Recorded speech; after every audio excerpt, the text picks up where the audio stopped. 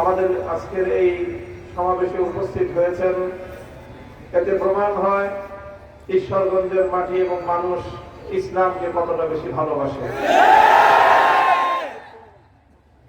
আপনারা আমাকে ভালোবেসেছেন, আপনাদের এই অকুণ্ঠ ভালোবাসার আমি শ্রদ্ধা জানাই এবং আপনাদের প্রতি আমি আমার আন্তরিকতাপূর্ণ ভালোবাসাপূর্ণ প্রতিদান দেওয়ার সামর্থ্য নাই, কিন্তু আমি আপনাদেরকে শুকরিয়া জ্ঞাপন করছি। আপনাদের এই ভালোবাসা প্রকৃত অর্থে ইসলামের প্রতি ভালোবাসা, কারণ আপনারা আমার প্রতি এই ভালোবাসা প্রদর্শন করছেন। কারণ হলো আমি ইসলামের কথা বলতে গিয়ে বিগত স্বৈরাচারী শাসকের জালিম শাহী শেখ হাসিনা রোশনালে পড়েছিলাম।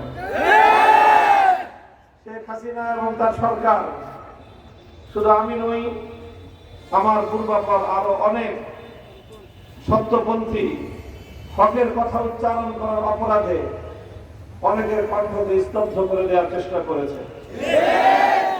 বাংলাদেশের কিংবদন্তি মুফাসসিরে কোরআন আল্লামা দেলোয়ার হোসেন সাঈদী রাহিমাহুল্লাহকে শুধু কণ্ঠ স্তব্ধ করে দেয়নি, বরং এদেশের মানুষের বিশ্বাস হলো পরিকল্পিতভাবে ষড়যন্ত্র করে তাকে হত্যা করা হয়েছে। এভাবে যখনই এদেশের মানুষ ইসলাম নিয়ে সামনে এগিয়ে যেতে চেয়েছে, তখনই তারা ইসলামের অগ্রযাত্রাকে প্রতিরোধ করার জন্য পেশি শক্তির প্রয়োগ করেছে।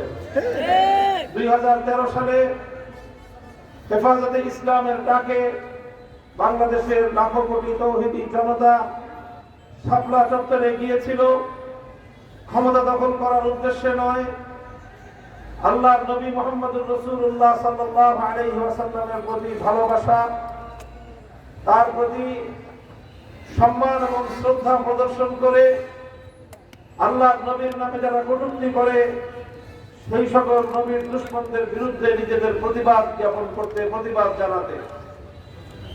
কিন্তু দুঃখজনক বিষয় হলো, যেখানে শাহবাগের চত্বরে বাংলাদেশের শীর্ষস্থানীয় দুটি হাসপাতাল, একদিকে বারডেম হাসপাতাল, অপরদিকে পিজি হাসপাতাল, পেছন দিকে ঢাকা বিশ্ববিদ্যালয়, বাংলাদেশের অত্যন্ত গুরুত্বপূর্ণ একটা সমাজের মধ্যখানে মাসের পর মাস শাহবাগী নাস্তিকদের, আল্লাহ নবীর বিরুদ্ধাচরণকারী প্রগাঢ় চক্রকে ছেড়ে দিয়ে রাষ্ট্রীয় পৃষ্ঠপোষকতায়, ভিনদেশী পৃষ্ঠপোষকতায় তাদেরকে লালন পালন করা হলো। অথচ আল্লামা আহমদ শফীর ডাকে এদেশের নবী প্রেমিক তৌহিদি জনতা শাপলা চত্বরে একটি রাত অবস্থান করবে, ততটুকু সুযোগ এদেশের মুসলমানদেরকে, নবী প্রেমিক জনতাকে সরকার দেয় নাই। কতটা বিধ্বংসী এবং কতটা প্রতিহিংসা পরায়ণ, ইসলামের প্রতি কতটা বিদ্বেষী মনোভাবাপন্ন ছিল শেখ হাসিনা, এই ঘটনা তার জ্বলন্ত প্রমাণ। মনে করেছিল আমাদের কণ্ঠকে স্তব্ধ করে দিলে, আমাদেরকে চার দেয়ালের কারাগারে বন্দী করে রাখলে বুঝিয়ে দেশে ইসলামের আলো নিভে যাবে। কিন্তু আল্লাহ পাক দেখিয়ে দিলেন, ইসলাম তো সেই আলো, এটাকে যদি তুমি মুখের ফুৎকার দিয়ে নিভিয়ে দিতে চাও, তাহলে ইসলামের আগুনে তুমি জ্বলে পুড়ে ছারখার হবে। ইসলামের আলো।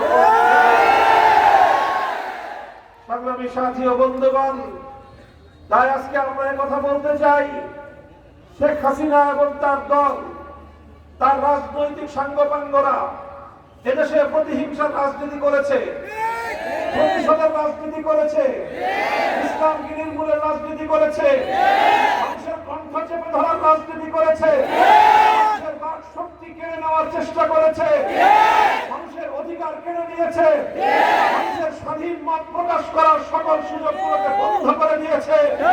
আর এইভাবে এক অবরুদ্ধ বাংলাদেশ গড়ে স্বাধীন বাংলাদেশের 18 কোটি মানুষকে পরাধীনতার শৃঙ্খলে আবদ্ধ করেছিল।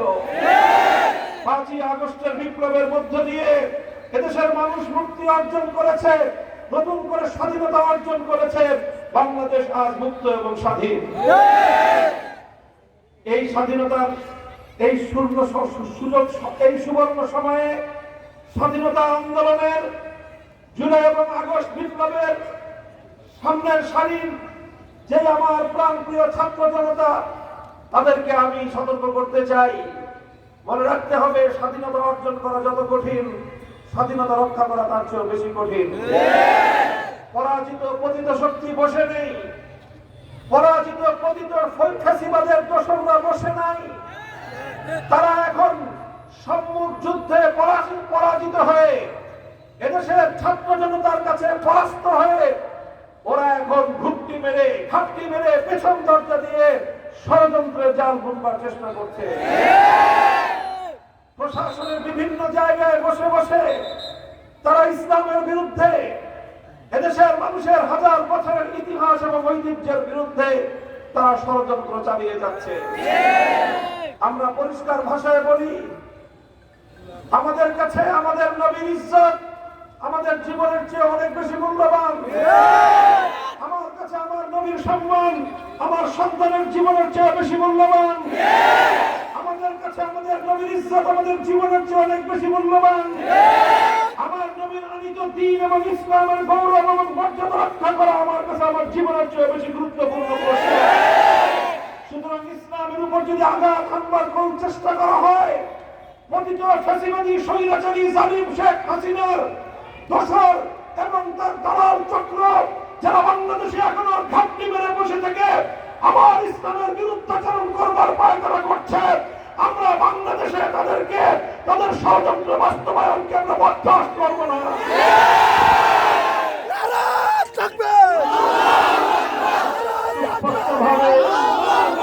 কথা আমি বলতে চাই, প্রথম কথা হলো, আমার দেশের আগামী সন্তান 90% মুসলমানদের সন্তান।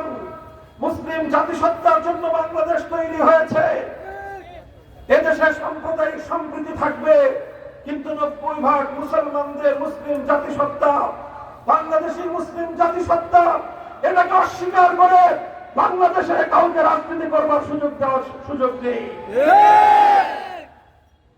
এই মুসলিম দেশে আমার আগামী প্রজন্ম, আমাদের ছেলেরা মেয়েরা জাতীয় শিক্ষা ব্যবস্থায় স্কুলগুলোতে কিভাবে তারা পড়াশোনা করবে, কি পড়ানো হবে তাদেরকে, কি হবে তাদের পাঠ্যসূচি, কি হবে তাদের পাঠ্যক্রম, এটা নির্ধারণ করার ক্ষেত্রে বিগত সরকারের ইচ্ছা ছিল হিন্দুত্ববাদকে বাংলাদেশের শিক্ষা ব্যবস্থায় চাপিয়ে দেওয়া। এদেশের মানুষ বুকের রক্ত দিয়ে হিন্দুত্ববাদকে প্রতিহত করেছে। নরেন্দ্র মোদীদের সেবা দাসে পরিণত করবার ষড়যন্ত্রকে রুখে দিয়েছে। বাংলাদেশকে অন্য আরেকটি দেশের অঙ্গরাজ্য বানাবার সেই স্বপ্নসার বাংলাদেশ কোনোদিন পূরণ হতে দেবে না। কিন্তু হিন্দুত্ববাদের জায়গায় আবার সেই পতিত শক্তি ষড়যন্ত্র করে এখন নাস্তিক্যবাদ চাপিয়ে দেওয়ার পায়তারা চালাচ্ছে। আমরা বলতে চাই, আমার দেশের সন্তানেরা হিন্দুত্ববাদও দীক্ষিত হবে না, নাস্তিক্যবাদও এখানে সুযোগ পাবে না। অন্তর্বর্তীকালীন সরকারের কাছে সবিনয় অনুরোধ করব, নাস্তিক্যবাদ সহ পশ্চিমা অসভ্যতা, পশ্চিমা নগ্নতাকে বাংলাদেশে আমদানি করবার যে পায়তারা চালাচ্ছে, সেটাকে যদি আপনারা প্রশ্রয় দেন, তাহলে আপনাদেরকে যে আমরা সহযোগিতা করে যাচ্ছি, এই ধারা আমরা অব্যাহত রাখতে পারবো না।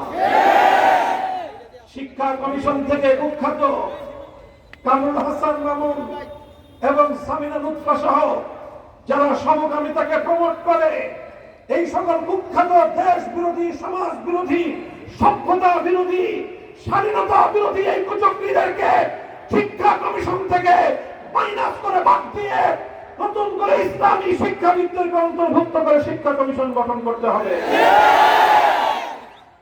বাংলাদেশে ম্যারিটাল রেপ নামে, বৈবাহিক ধর্ষণ নামে প্রত্যেকটা ঘরে ঘরে স্বামী স্ত্রীর মধ্যে দাম্পত্য কলহের আগুন জ্বালবার চেষ্টা চালাচ্ছেন আপনারা। জোরপূর্বক গর্ভধারণকে মানবতা বিরোধী অপরাধ আখ্যায়িত করে ঘরে ঘরে স্ত্রীদের উপর আল্লাহ প্রদত্ত স্বামীর অধিকার থেকে বঞ্চিত করে বাংলাদেশটাকে একটা নরকের আগুনে পরিণত করবার চেষ্টা করছেন। আর ট্রান্সজেন্ডার নামে সমকামিতাকে বাংলাদেশের শিক্ষা ব্যবস্থায় সুযোগ করে দিয়ে আমাদের আগামী প্রজন্মকে সমকামী অভিশপ্ত প্রজন্ম হিসেবে গড়ে তুলবার যে স্বপ্নসার, এদেশের আলেম সমাজ বেঁচে থাকতে সেই স্বপ্নসার পূরণ হবে না ইনশাআল্লাহ। আমরা পরিষ্কার ভাষায় বলি, শিক্ষা কমিশন বিষয়ক আমাদের এই কথা, এটা শুধু আমাদের ব্যক্তিগত বক্তব্য নয়, বাংলাদেশের 90% মুসলমানদের হৃদয়ের কথা। আল্লাহর নবীর বিরুদ্ধে কটূক্তিকারী ভারতের মহারাষ্ট্রের নীতিশ নারায়ণ এবং মহারাজ সহ পুরোহিত যারা আল্লাহর নবীর বিরুদ্ধে কটূক্তি করেছে, তাদের বিরুদ্ধে যদি ভারত সরকার কোনো ব্যবস্থা গ্রহণ না করে, বাংলাদেশের সরকারকে বলবো ভারতের রাষ্ট্রদূতকে তলব করে তাদের বিরুদ্ধে প্রতিবাদ জ্ঞাপন করুন। ওরা আমার নবীকে গালাগালি করবে, আমার নবীকে কটূক্তি করবে, আর আপনারা ইলিশ রপ্তানি করবেন। এই খাতির আর এই প্রেম বাংলাদেশের মানুষ সহ্য করবে না। আমরা প্রয়োজনে না খেয়ে থাকবো, যদি আমাদের রপ্তানির অর্থের অভাব পড়ে এদেশের মানুষ ওইটা পাথর বাঁধবে, আল্লাহ নবীর ইজ্জতের প্রশ্নে কারো সঙ্গে আপোষ করতে আমরা